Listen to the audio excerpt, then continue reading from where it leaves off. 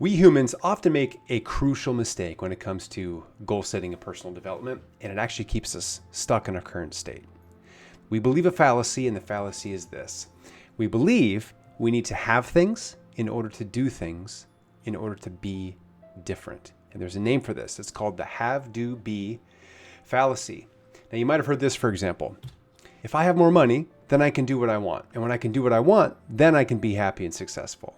Or you might have heard, if I had a gym membership, I would work out more, and then I would be a healthy person. Now, at first listen, these statements might sound reasonable. But in truth, this order of thinking actually keeps us from hitting our goals. And in this video, I'm going to share why. We're going to talk about how the actual formula for change is not have, do, be. There is a more effective formula. And to be effective at that formula, we need to cover the principle of embodiment and how it is crucial to leveling up everything from your leadership to your health and even your relationships. So let's talk about why the have, do, be formula is ineffective. And there are actually a few reasons. First, it places control of our situation on external conditions. If you truly believe that you need a gym membership before you can take action and be healthy, then you will have to wait to take action. I mean, in this case, you have the ability to act, but what if you live in a town with no gym close by? Or what if you only have an expensive gym close by and you can't afford it? If you must have that membership, you will be waiting forever because you are not in full control of your actions. Your external conditions are in control. Another version of this is giving you control of your actions to a situation or state of being. So have you ever thought or heard somebody say, I need to start going to the gym again, but I just need to be in a little bit better shape? Now, at face value, we can see how ridiculous that is.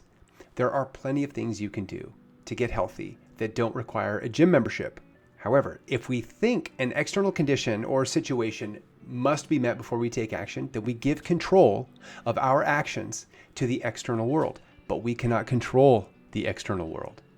If we wait for the external world to provide the right conditions, we will be waiting forever. And we've all heard that saying, the timing will never be perfect anyways. So take action. Another reason that this strategy sucks is because it's reactive. With the have, be, do method, we end up waiting and waiting and waiting and then reacting. When did you ever operate at your best? When you were reactive. There is power in choosing your actions. There is power in agency. Choosing reactivity strips our agency, empowerment, and control over when we act. This robs us of our personal power. And if you read my newsletter, then you should recognize how important personal power is to your performance. Now, one more thing. Finally, this approach delays fulfillment, and it delays us in becoming who we want to become. We do not have to wait for things before we can be happy. It is possible to be happy first. When we use the have, do, be method, we sacrifice our control, we prime ourselves for a reaction, and we delay fulfillment. There is a far better path for changing our lives. We simply have to flip the approach to be, do, have. Being comes first. Before we can make a lasting change, we must become a different person. We must create a new identity. It does not have to be a huge shift in identity, but it does need to be a shift. Now, identity shifting is not a new concept. I reference this book all the time, but in the book, Psycho-Cybernetics, Maxwell Maltz talks about self-image and how we cannot act in ways that misalign with our identity. And this book was published in 1960.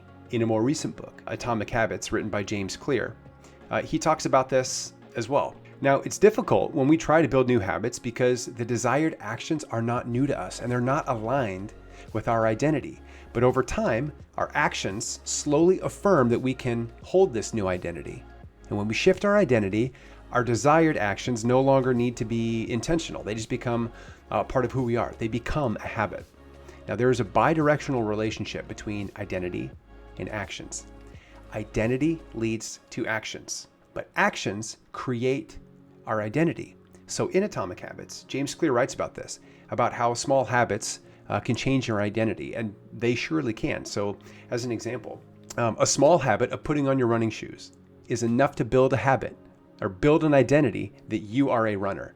It's also true, however, that when you put on your running shoes, you take a tiny step towards the direction of the identity of a runner. So for now, we'll get back to this, but just remember, we only act in alignment with our identity. So let's look at a relatable example of identity shifting. Have you ever lost weight and kept it off? Or have you ever started a workout routine and then never stopped? People try diets and workout routines and they see big results, but lasting change is rare. Why is that? It's because they fail to embody and assimilate the full identity of a healthy person. The changes they make are only temporary fixes to their problems. And this happens not just in health, but think of like saving your money and investing in your future. Is that who you are? And do you do it regularly? Or do you do it in sprints? When we become a healthy person, it doesn't matter what diet or what exercise routine we follow, we act in ways aligned with being healthy. Now, you might be asking, what about times when I used to be healthy and fit, but I've lost that old physique? Did my identity change? Yeah, it did. And that's okay. Our identities do change over time due to our actions and our life situation. Our actions change over time due to our identity. You mean, for example, if you're a parent, you have an additional identity of parenthood to what you had when you were 15 years old. You just added the identity of parent and your actions changed. It is possible to build an identity of a healthy person, maintain that identity for a little bit, and then lose that identity because of falling back into old habits. Let's bring this back to the be, do, have formula. If you want to have a healthy physique, you need to do healthy things. This means you need to be a healthy person. Now, this is just as true for your health as for anything else. To have health, you must be healthy first. To have a great team, you must be a great leader at work. To have a great relationship at home, you must be the person who wants to be around your family. There's no getting around this. You have to be first. It always starts with being. Now, you can take the long route, the slow route, and slowly build habits that affirm that new identity. Or you can hijack the system and you can accelerate your progress. Now, if you want the latter, we're going to want to talk about embodiment. Now, before we talk embodiment, I've got to tell you this story. I remember the first time I taught a fitness class. I had no idea what I was doing. Now, I was in college and I knew about exercise physiology, but when it came to running a class, and leading people through an awesome workout, I was a total imposter. But I led the class and I made it through, and with flying colors, if I don't mind saying. But I did it by using a little mind hack. And little did I know that this trick that I used in this first class was actually a strategy that we all can use to grow into any role, in any skill set, in any situation.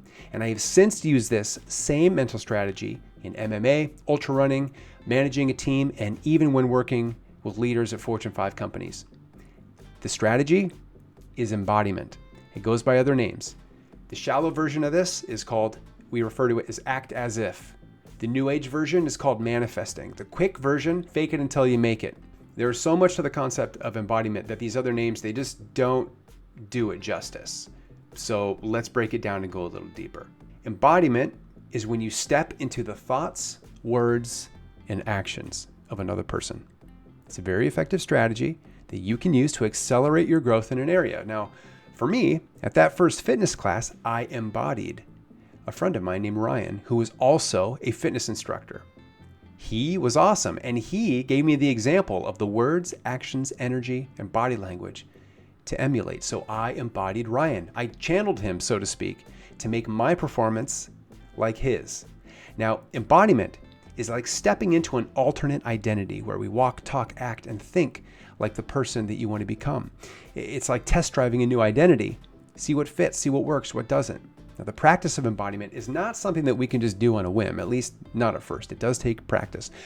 But with practice, you can learn to leverage the skill on a moment's notice. So let's dig in deeper here and talk about how we put this into practice. When you embody, you're a bit of an actor. Now, by acting, by playing a role, you gain real experience as the person you are embodying. To be effective at embodying, we need to create clarity on a few different fronts. The first thing we have to create clarity on is our goals. What is the outcome that we want? This is the have part of the be, do, have equation. Now, it's like, as Stephen Covey says in his book, The 7 Habits of Highly Effective People, you begin with the end in mind. Our goals are the end, so we begin with those. Check out your list of goals and consider, what is most important to you? Do you want to have more freedom, more fulfilling work, stronger relationships, or something else? Whatever it is, keep it close to your mind. Now, with that goal in mind, you can consider the next thing we need to create clarity on, which is the ideal avatar. The ideal avatar is who you need to be, like your identity shift, in order to have the things that you desire. If you want to have stronger relationships, maybe you need to be a master communicator, or maybe you're already good at communication and it's a different problem. Maybe you need to be a leader with time freedom, so you're not at work 80 hours per week. That'll do good for your relationships. If you want to have a better career, maybe you need to be an innovator or like a master wordsmith. Your goals dictate your embodiment avatar. Who is the kind of person who has what you want, who's doing the things that you want to do? You can even imagine specific people who have already achieved the things that you want. Now, after thinking of the ideal avatar, we get clarity on the last thing, and that is your thoughts, behaviors, and actions. Imagine you wanted a healthy and muscular body. To have this, you must embody a healthy avatar. What does that person do? What do they think? How do they speak? What decisions do they make? What actions do they take? I mean, if you know somebody who has the look that you want, what decisions are they making? What are they thinking? What are their systems and strategies? How do they move? How do they walk? How do they talk, plan, execute? I mean, you can't go deep enough. Imagine the type of person you have to embody to get the specific things that you want. If you were an actor paid to go on screen and embody a character, how would you do it? Right? The goal here is to get as clear as possible on thoughts, behaviors, actions. Now, with that clarity, after covering all those steps, you have to make sure you make time each day to visualize. Play a mental reel of you embodying your avatar, achieving the things you want to achieve, doing the things that you want to do. After you play that visualization, you simply step into that mode. You put that acting hat on. Just pretend to be that upgraded version of yourself. That version of you, because you have a different identity, you are wearing a different identity, can do things that your other version cannot do. And why is that? It's because you're embodying a different identity, which leads to different thoughts, which leads to different actions, which leads to different results. If you repeat that mental highlight reel enough, and you step into that upgraded version of your identity often enough, you're going to change your experience from intentional embodiment to just it being assimilated into your identity. So let's summarize here and talk about what we learned. We think that to be more successful, we need to have more resources, tools, skills, etc., so that we can do the things necessary to be who we want to be. But it's the reverse that's true. We must be the type of person who does the required things in order to have what we desire. Goal attainment doesn't start with having, it starts with being. Now, in order to be good at being, we can practice embodiment and we can step into the right mindset, a different identity. This gives us the power to think, act, and speak in ways that are aligned with our goals. Now, to embody an ideal version of ourselves and try out a new identity, we need a few things. We need to be clear about our goals, be clear about our avatar and the thoughts, behaviors, and actions of that avatar. Now, with this strategy, we can accelerate our progress by testing an entire identity and not just build an identity with tiny habits over time. Because remember, like all of our actions are rooted in identity. You are not stuck, my friends. Set your goals, build an identity that you want, become the person you want to become, and crush it. Thanks for watching. Until next time.